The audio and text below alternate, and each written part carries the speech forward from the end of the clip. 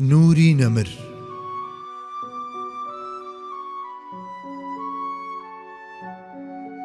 بەرجی پێنجەم، نووسینی مامۆستا محەممەد فەتحوڵڵا گولەن.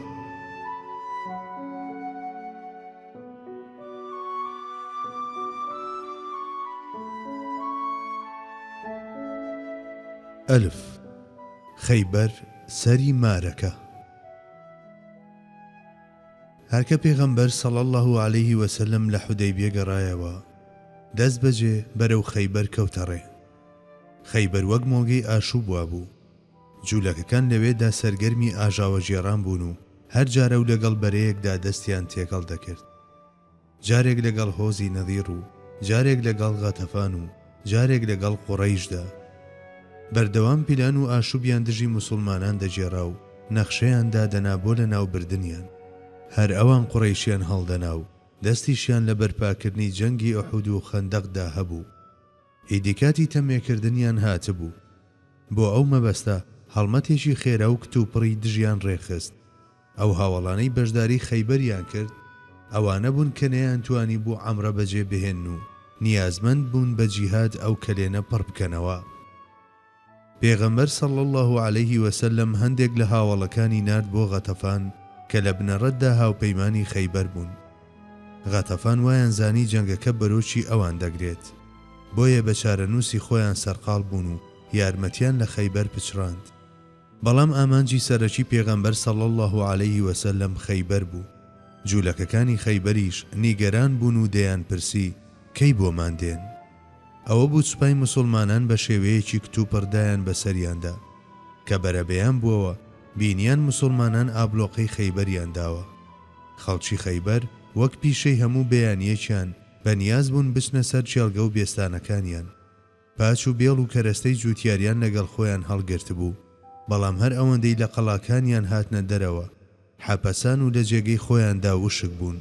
خۆیان لە بەردەم سوپای موسڵمانان بە سەرکردایەتی پێغەمبەر صلی الله علیه وسلم بینیەوە. کاتێک بەهۆش خۆیان داهاتنەوە دەم و دەستگەڕانەوە و خۆیان کوتایە ناو قەڵاکانیانەوە. لەو ساتە وەختەدا دروشمێک لە زاری پێغەمبەر صلی الله علیه وسلم دەهاتە دەرەوە کە زەوی دەهێنایە لەرزە. الله ئەکبەر خەریبەت خەیبەر.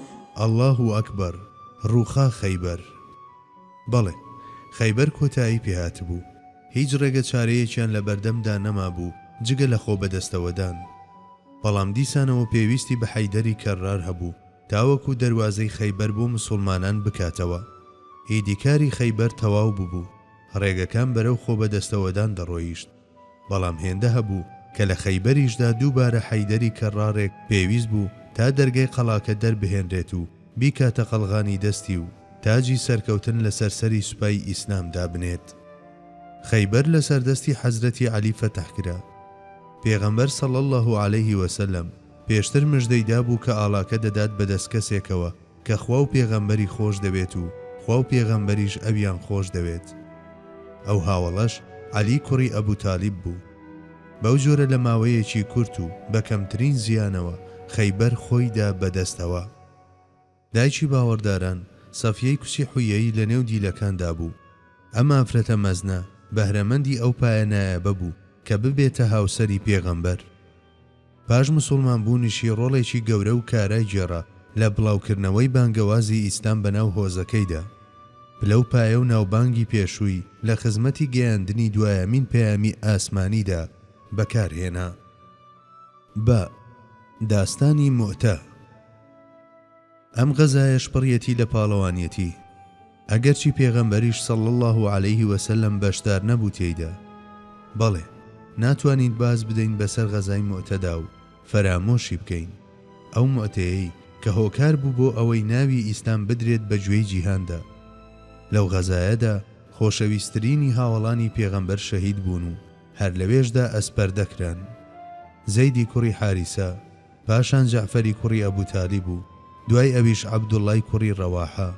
هەرسێکیان شەهید بوون و لەوێوە بەرەو بەهەشتدایان لە شەقەی باڵ. هاوکات لە مۆتەدا بلیمەتی خالیدی کوڕی وەلید دەبینین. ئەوەیە کە یەکەمین جەنگ بوو کە لە ڕیزی موسڵماناندا بەشداری کرد و بوونی خۆی تیادا سەلماند.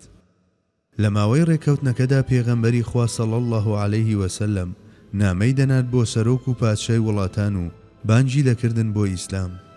هەندێکیان وەڵامی ئەرێنیان دایەوە و هەندێکی تریشیان نەرێنی. تەنانەت هەندێکیان لە هەموو سنوورەکانی بەها و ڕەوش دەترازان و ئاکاری ناپەسەندی خۆیان نمایش دەکرد. وەڵامی شورەحبیلی فەرمانڕەوای بوسرا لە نمونەی ئەو وەڵامە نەرێنیانەیە. ئەگەرچی شورەحبیل بە ڕەچەڵەک عەرەب بوو، بەڵام خۆی کردبوو بە مەسیحی. ئەوجا بۆ ئەوەی ئاستی دەمارگیری خۆی بۆ ئاینەکەی بسەلمێنێ، فەرمانیدا بە کوشتنی حاریسی کوڕی عومەیری نێردراوی پێغەمبەر. کوشتنی نێردراوی پێغەمبەر تاوانێک نەبوو چاوی لێکەلا بخرێت. ئەمە بەدەر لەوەی کە شوێنکاری ئەو کردارە لەسەر هەڵوێستی فەرمانڕەوای ناوچەکانی تر تا بڵێ جێی مەترسی بوو. بۆیە دەست بەجێ سەروەرمان سوپایەکی 3000 کەسی ساز کرد و زەیدی کوڕی حاریثەی کرد بە سەرکردەی. پێشتر پێغەمبەری خوا صلی الله عليه وسلم زەیدی کردبوو بە کوڕی خۆی. پاشان ئیسلام هاتوو نەریتی بە کوڕکردنی هەڵوەشاندەوە. ئەوە بوو فەرمووی زەیدی کوڕی حاریثە پێشەواتانە، ئەگەر کوژرا با جەعفەری کوڕی ئەبوو تالیب بچێتە جێگەی، ئەگەر ئەویش کوژرا ئەوە با عەبدوڵڵای کوڕی ڕەواحە شوێنی بگرێتەوە. خۆ ئەگەر عەبدوڵڵاش کوژرا ئەوە با موسڵمانان لە نێو خۆیاندا ڕێک بکەون لەسەر پیاوێک و بیکەن بە پێشەوای خۆیان.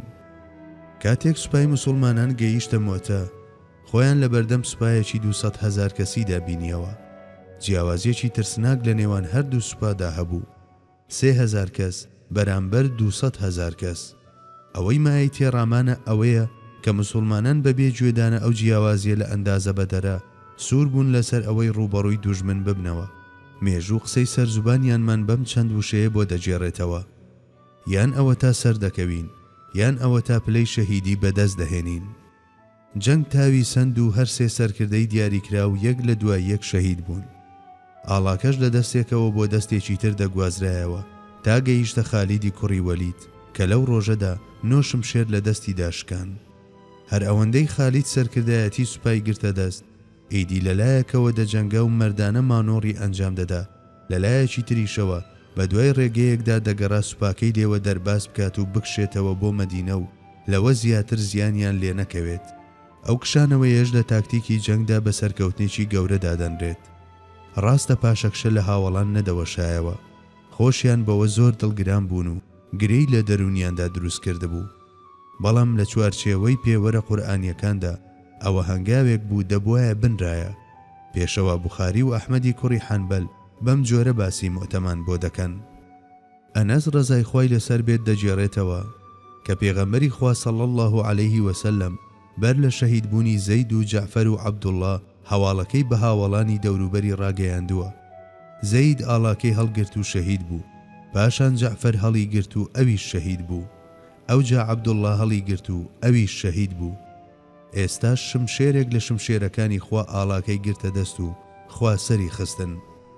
لە ڕیوایەتێکی تردا دەفەرمێت پیشانم دران لە بەهەشدا لە ناو خێوەتێکدا بوون کە لە مرواری دروستکرا بوو. هەر یەکەیان لەسەر پێخەفێک بوو. لە ملی زەید و عەبدوڵڵا تەوقێکم بینی، بەڵام جەعفەر بەو شێوەیە نەبوو، چونکە ئەوان کاتێک ڕوبەڕووی مەرگ بوونەوە سەڵەمینەوە یاخود وەک ئەوە بوون کە ڕوخساریان لێلا بدەن.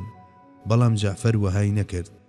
لە نێو هاوڵانیشدا دەکرێت سامی مردن هەبوو بێت، بەڵام هیچ کامێکیان ئەو سڵەمینەوەیان نەگەیاندوەتە سنووری قەدەغەکراو.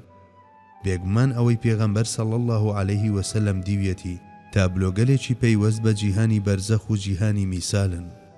موسڵمانان بەو ژمارە کەمەیانەوە کە لە 3000 جەنگاوەر تێنەدەپەڕی ترسیان خستە بووە دڵی ڕۆمەکانەوە.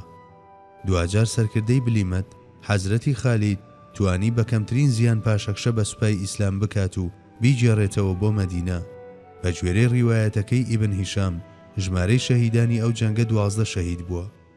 جەنگی مۆتە بۆ خەڵکی ئەو ناوچانەی سەلماند کە موسڵمانان هەن. ئاینی تازەش بووە باس و خواسی ڕۆمەکان. خەڵک باوەڕیان بهێنایە و نەهێنایە، باس هەر باسی پێغەمبەر بوو صلی الله عليه وسلم. پاش ئەو ئامادەکاریە گشتیە ئیدی کاتی هاتنەدی خەونەکە هاتبوو. لقد صدق الله رسوله الرؤيا بالحق لتدخلن المسجد الحرام إن شاء الله آمنين محلقين رؤوسكم ومقصرين لا تخافون فعلم ما لم تعلموا فجعل من دون ذلك فتحا قريبا هو الذي أرسل رسوله بالهدى ودين الحق ليظهره على الدين كله وكفى بالله شهيدا. سوێن بەخوا بێگومان خوا خەونی پێغەمبەرەکەی بەڕاستی وەک خۆی هێناوەتە دی کە دەفەرموێت بەم زوانە ئێوە بە هەموو ئارامی و ئاسوودەیەکەوە بەویستی خوا دەچنە ناو کەعبەی پیرۆزەوە، ئەمرە بەجێ دەهێنن، سەرتان دەتاشن یان کورتی دەکەنەوە بێ ئەوەی ترس و بیمتان لە کەس هەبێت، جا ئەوەی نەتانزانی بوو خوا دەیزانی کە جگە لەم سەرکەوتنە سەرکەوتنێکی نزیکی تری بۆ بڕیارداون و پێتان دەبەخشێت.